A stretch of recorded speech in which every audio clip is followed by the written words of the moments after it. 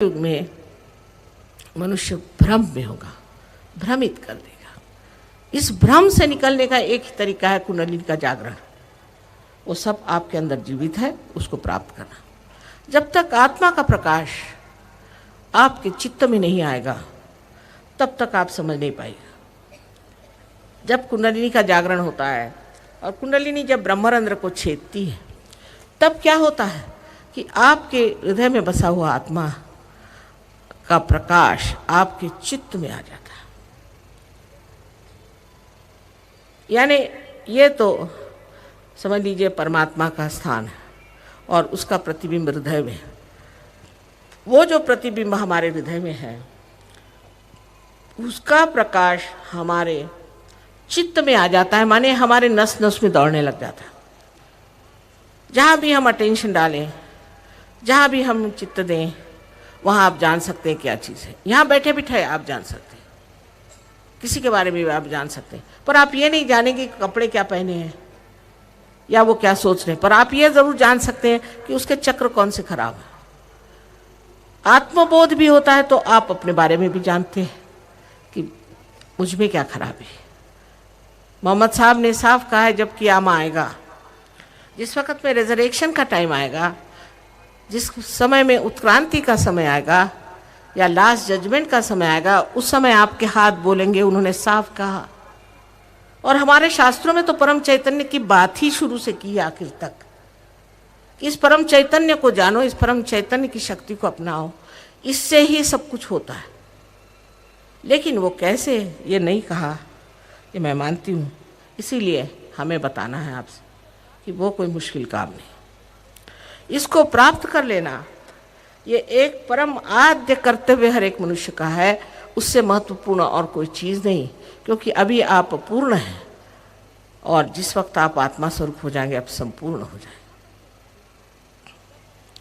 सो आत्मा का स्वरूप ये है कि जब वो हमारे चित्त में आता है तो वो हमारे अंदर की सारी नसों में दौड़ता है और एक नया आयाम, एक नया डायमेंशन हमारे अंदर आ जाता है, जिसे हम कहते हैं कलेक्टिव कॉन्शियसनेस, सामूहिक चेतना।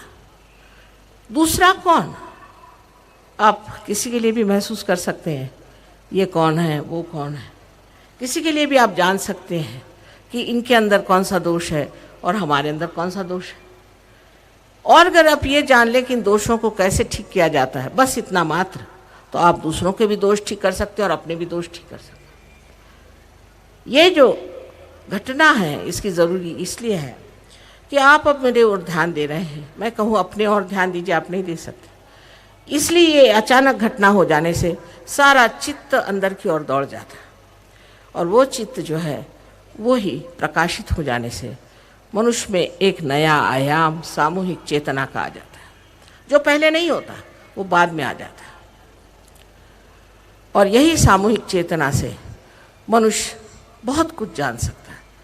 आजकल तो आप जानते हैं कि जेल से छूटे और सीधे काशाय वस्त्र पहन करके पहुंचते हैं जर्मनी में और बिल्कुल बीच में चौक में बैठ करके और हज़ारों आदमी उनके आसपास घुमा करते। वो कुछ बोलते नहीं, मैं बोलता नहीं, वो तो और भी अच्छा। काशाय वस्त्र पहन लीजिए, बोलिए नहीं और जाके वहाँ बैठ जाइए। अब सब लोग उनके सामने हाथ जोड़ के खड़े हैं कि भाई हमें दीक्षा दीजिए। नहीं, मैं दीक्षा नहीं दूंगा, मैं किसी से बात नहीं करूँगा। ठीक है, देना ही नहीं आता, कुछ देंगे क्या। अभी जेल से छूट के वहाँ भागे हुए, 6 महीने बाद फिर चले आए जेल में। इस तरह के लोग जो आपको भुलावे में डालते हैं, उसे एक जान लेना चाहिए कि जिसमें आत्मा का प्रकाश होता है वो आदमी खुद इतना चैतन्यमय होता है कि उसका एक कटाक्ष भी काफ़ी है कि वो आपको चेतनता में उतर। एक कटाक्ष, उससे भी वो आपको चेतनता में डाल सकता है। किंतु यह आत्मा जो है शांत स्वरूप है, शांत स्वरूप है। इसलिए जब ये आत्मा आपके चित्त में आता है तो आप उस शांति को प्राप्त कहते हैं, जिसको ज्ञानेश्वर जी ने कहा है शांति ची पई शांति। जो शांति का आधार शांति है उस शांति को आप प्राप्त करते हैं और वो शांति आपके अंदर है। चल बिचल ये सब खत्म हो जाता है, संतुलन में उतर जाते हैं और उस शांति को आप जानते हैं। और उसके बाद आप हर चीज़ को एक ड्रामा की तरह से देखते हैं। एक आप साक्षी स्वरूपत्व आप में आ जाता है। आप देखते हैं किसी भी चीज़ को कि ऐसा हो रहा है वैसा हो रहा है। जबकि आप एक साक्षी स्वरूप हो जाते हैं, इसका मतलब ये है कि आप में एक नया आयाम आ गया। और ये नया आयाम, नया डायमेंशन, इसे हम कहते हैं निर्विचार समाधि। पहले निर्विचार समाधि, जब कि आप निर्विचार हो जाते हैं, पर आप सोते नहीं, आप अभिभूत नहीं हो, आप सोते नहीं, आप जागरूक हैं पर निर्विचार है। अब निर्विचार की बात कहें कि एक विचार आता है खत्म हो जाता है, दूसरा विचार आता है खत्म हो जाता है। एक आता है, समझ लीजिए आपके भूतकाल से, पास से, एक आता है फ्यूचर से, आता है भविष्य से। दोनों ही आते हैं, एक बार आते हैं फिर जाते हैं, आप उसी के ऊपर नाचते रहते हैं। लेकिन इसके बीच में एक जगह है जिसे विलंब कहते हैं। जिस वक्त कुंडलिनी जागृत होती है तो ये विचार थक जाते हैं, उसके बीच की जगह स्थापित हो जाती है, आप वर्तमान में आ जाते हैं। वर्तमान में आप निर्विचार हैं, क्यों? वही सत्य है, वर्तमान सत्य है, उसमें आप बिल्कुल स्थापित हो जाते हैं और तब आप निर्विचार हो जाते हैं। और जब आपकी स्थिति और भी पक्की हो जाए तो आप निर्विकल्प समाधि में उतर जाते हैं, जिनका वर्णन पातंजल योग में बहुत विस्तार पूर्वक किया गया। इसी आत्मा के प्रकाश से आप सत्य को जानते हैं, क्योंकि आपके हाथ में जो ये चैतन्य बह रहा है, इसको आप किसी भी और मोड़े, किसी भी प्रश्न की ओर मोड़े, फौरन आप जान सकते हैं कि यह सत्य है, यह असत्य है। किसी किताब को देखें, किसी इंसान को देखें, किसी वस्तु के प्रति आपको आकर्षण हो, आप देखें, आप जान जाएं, आप जान जाएंगे कि ये सत्य है, झूठ है। जैसे कोई वस्तु बनाई गई है, ये वस्तु अगर किसी संतों की बनाई हुई हो या किसी पहुँचे हुए पुरुषों की बनाई हो या कोई स्वयंभू हो, तो उसमें से आपको चैतन्य आएगा। अब ये भी लोग मानने को तैयार नहीं कि अपने यहाँ स्वयंभू लोग हैं। स्वयंभू जो संसार में हम लोग, जो हर जगह मैंने देखा कि स्वयंभू है। ग्रीस में भी मैंने देखा कि स्वयंभू वहाँ बैठे हुए हैं। स्वयंभू माने जो पृथ्वी माता है, ये अपने अंदर से ही ऐसे पुंज निकालती है जो पत्थर बन करके और चैतन्य बहाते हैं। पर यह चीज़ आपको पहले महसूस ही नहीं होगी। आपके लिए कोई सी भी मंदिर हो, उसमें छी की मूर्ति है, किसमें स्वयंभू है और किसमें नहीं है ये आप समझ नहीं सकते। किसे एक रियलाइज सोल ने बनाया है, आत्मदर्शन के आदमी ने बनाया है, या किसी एक दुष्ट ने बनाया, आपको पता नहीं होगा। एक बात थी, एक साहब ने मुझे बताया कि माँ हमने एक मंदिर बनाया है बहुत अच्छा इंदौर में, और ये उसका पिक्चर है, बताइए ये कैसे। मैंने देखते साहब कहा किसने बनाया? पहले एक बड़े अच्छे कलाकार है। मैंने कहा बड़ा दुष्ट आदमी है, इस दुष्ट आदमी ने बनाया है, आप इस मूर्ति को बिल्कुल नष्ट कर दीजिए। माना नहीं है। उसके बाद उन्हें एक महीने बाद बताया कि इस आदमी ने 3 मर्डर्स किए थे, अपने बाप को भी मार डाला था, वाइफ को भी मार डाला था और लड़की को भी मार डाला था। उस फोटो में दिखाई दिया एकदम जैसे कि जलन सी हाथ में आ रही थी और बड़ी बुरी तरह से एक अंदर से महसूस हो रहा था कि ये क्या है, ये कैसे हो सकती श्री राम की मूर्ति? हो ही नहीं सकती। तो जो स्वयंभू चीज़ है वो भी जानना, या कौन सी चीज़ सत्य है कौन सी नहीं। आपको एक बार बताऊँ, मैं कश्मीर गई थी, बहुत साल पहले की बात है। तो उस वक्त हम लोग ऐसे इधर उधर जा रहे थे मोटर में, इतने में मुझे ऐसा लगा कि यहाँ बड़ा चैतन्य आ रहा है कहीं से। तो मैंने ड्राइवर से पूछा कि यहाँ कोई मंदिर है, कोई कुछ है? कहले यहाँ तो कोई मंदिर नहीं है, ये तो बिल्कुल ऐसे ही उजाड़ बस्ती है, विल्डरनेस है। अच्छा भाई, पर मैंने कहा अच्छा तुम इस रास्ते से ले लो, ज़रा उबड़ खाबड़ है। हम लोग उसी रास्ते से आगे गए तो वहाँ देखा बहुत मुसलमानों की बस्ती थी, बड़े गरीब लोग वहाँ थे। फिर मैंने पूछा उन लोगों से यहाँ कोई मंदिर है? नहीं, यहाँ इकबाल, हज़रत इकबाल है, एक बाल मोहम्मद साहब का मैंने 5 मील दूरी पर पकड़ा, एक सिर्फ उनका बाल। लेकिन वो मुसलमान नहीं पकड़ सकते, हिंदू नहीं पकड़ सकते, कोई नहीं पकड़ सकता। जब तक आप संत नहीं होंगे आप इसको पकड़ नहीं सके। इसकी पकड़ तभी आएगी जब आप आत्मदर्शन पाएंगे। और इस आत्मदर्शन में सारे विश्व का मिलन बैठा हुआ, क्योंकि आप सारे ही धर्मों को जानते हैं, उसके समतत्व को जानते हैं। आप किससे लड़ेंगे? जब आप सारे ही धर्मों को मानते हैं तो कौन सा किसी से लड़ेगा? हम ये हैं, हम वो हैं, इस तरह से हमने अगर अपने धर्म अलग अलग कर लिए तो झगड़ा तो होना ही हुआ। कोई भी ठीक नहीं है। जब तक आत्मदर्शन नहीं होगा तब तक हम समझ ही नहीं सकते। हर देश में मैंने देखा, हर प्रांत में मैंने देखा, बड़े बड़े संत साधु हो गए। और बड़ा आश्चर्य होता है कि हम लोग क्या लड़ रहे हैं, किस चीज़ के लिए लड़ रहे हैं? कुछ नहीं, ये सब पैसे बनाने के धंधे बन गए हैं। आप लोग नहीं जानते, वेटिकन जैसा बड़ा माना हुआ, हम लोगों ने हज़ारों रुपए खर्च किए जिसके लिए, उनकी अपनी बैंक है और आप सबके जितने पैसे हैं वहीं जाते हैं पहले, फिर स्विट्जरलैंड जाते हैं। ये क्या धर्म है? गरीब लोगों के पैसे खींच करके वहाँ पर सब लोग भरते हैं और वहाँ से स्विट्जरलैंड पैसा कैश चला जाता है, इसीलिए पता नहीं चलता किसका पैसा कहाँ गया। ये धर्म के नाम पर। इसी तरह हिंदू धर्म में भी है, इसी तरह मुसलमानों में है, इसी तरह हर एक धर्म में यही आफत है, कौन से धर्म में नहीं। लेकिन जब आपके अंदर आत्मा का जागरण आ जाता है तो आप जानते हैं कि धर्म क्या है। तब आप समझ सकते हैं कि धर्म क्या है। उससे पहले जो भी धर्म को मानते हैं वो इसी तरह से कि हम उनसे अच्छे हैं, वो हमसे खराब हैं, बस ये झगड़े एक बार के लिए खत्म हो जाएंगे जिस दिन आप सब लोग आत्मदर्शन को प्राप्त करेंगे। एक नई दुनिया, एक नई जमात, एक नया रेस खड़ा होने वाला है।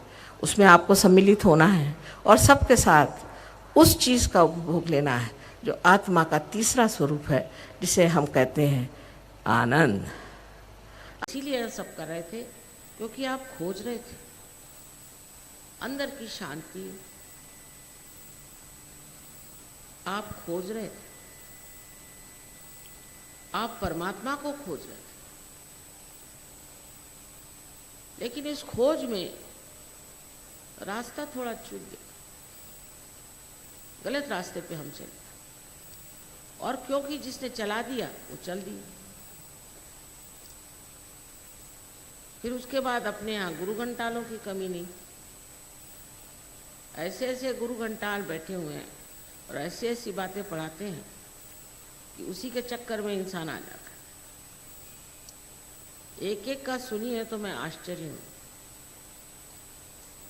कोई कुछ कहता है तो कोई कुछ कहता है, लेकिन लोग इतना विश्वास कर लेते हैं हर एक चीज़ पे, इतनी अंधश्रद्धा है, क्योंकि खोज गहरी है। इसलिए जो भी मिले, जो भी कुछ कहे वो मान ले।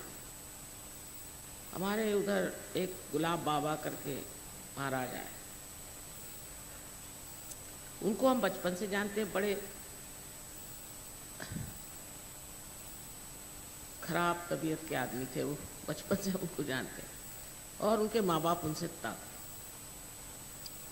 लेकिन वो बाबा जी बन गए। फादर की डेथ हो गई, मदर को पता नहीं, बाबा जी बन गए। तो वो सब जगह जा कर के कुछ ना कुछ चमत्कार दिखाते। तो एक गांव में गए, वहाँ जाकर कहा कि देखिए यहाँ से पानी निकलने वाला। उन्होंने किसी चीज़ को धड़ाम से मारा तो ज़मीन में से पानी निकल आया। तो लोग सब पड़ गए उनके पैर पर। अरे पानी निकालना कोई बड़ी भारी चीज़ है क्या? आप क्या पानी निकालने के लिए आए हैं इस दुनिया में कि पानी निकालने वाले को देखने आए? अब सब आए, उनको पैसे देना शुरू कर दिया, ये करना शुरू कर दिया, वो दे।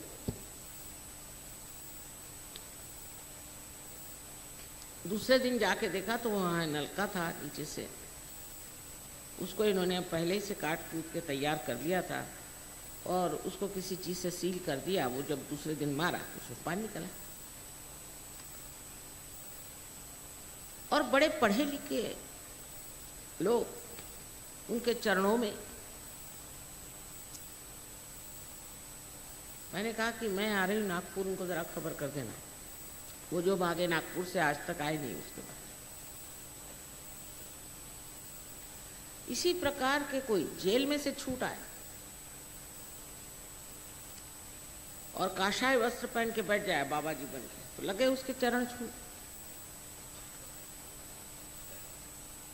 आप लोगों की अंधता तो मेरे समझ में आती, क्योंकि हिंदुस्तानी ऐसे भी बड़े जल्दी झुक जाते हैं, पर ये लोग भी वैसे ही, और करोड़ों रुपया कमाए रजनीश और ये और वो। उन्होंने एक समझा कि इनकी जो कमजोरियां हैं उसको बढ़ावा दो, उसी में एक 14 साल के महाराज वहां पहुंचे, पता नहीं क्या था, या तो वो जादू मंत्र करते हो या चाहे उन पे कुछ मेस्मरिज्म डालते हो। बड़े बड़े पढ़े लिखे अच्छे लोग, समझदार लोग उनके पीछे लगे हुए।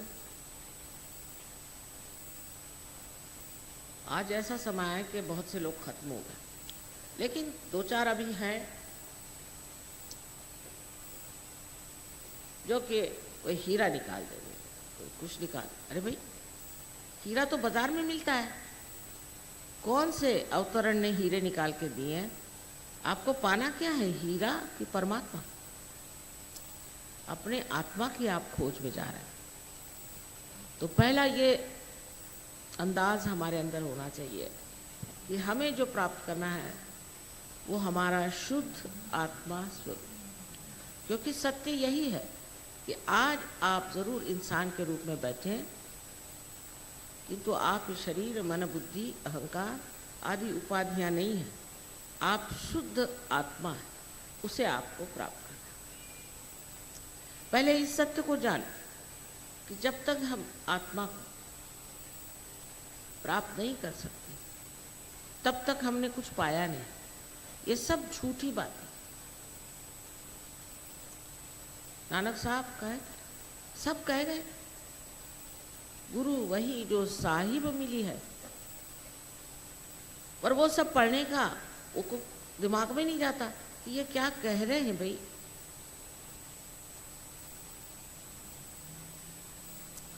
इस प्रकार हमें पहले अपनी ओर नजर करना चाहिए कि हमें पाना क्या है। अब कोई कहता कि साहब हमने तो इतना रुपया उसको दे दिया, ये किया। अरे भाई, तुमको क्या मिला? मैं माँ हूं, मैं पूछती बेटा तुमको क्या मिला? या कोई कहता है कि हमने 1 लाख जप किए और हमें हार्ट अटैक आ गया। आना ही हुआ,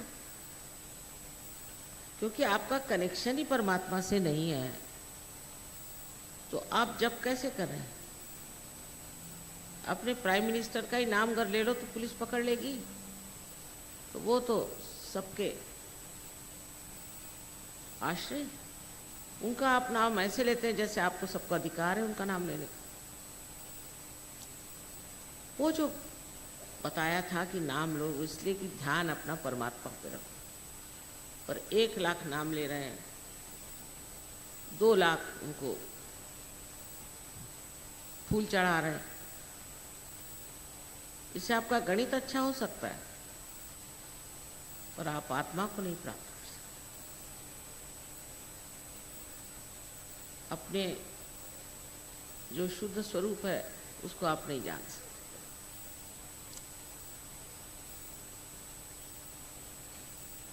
दूसरी बात जो जाननी है कि सत्य जो है वो ये है कि ये जो आप आज यहाँ इतने फूल देख रहे हैं, इतने सुंदर, इनको देखकर आपके मन में ये विचार नहीं आ रहा है ये कितना बड़ा चमत्कार है कि एक बीज से ये फूल निकला है इतने सारे, और अलग अलग ढंग के अलग अलग बीज से निकलते, कितना बड़ा चमत्कार है। ये कैसे हुआ? इसकी करने की शक्ति कौन सी है?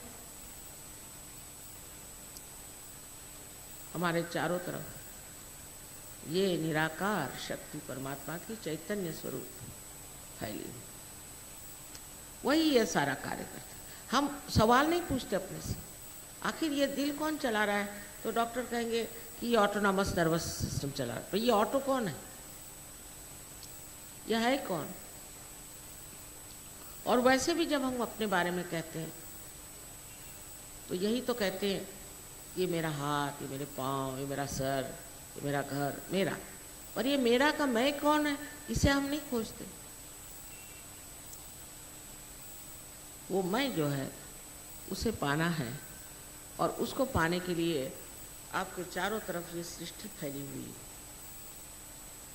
चैतन्य की सुंदर सृष्टि फैली हुई, और जो सारे ही जीवंत कार्य करती है, सारे जीवंत कार्य। इसके अनेक उदाहरण हैं।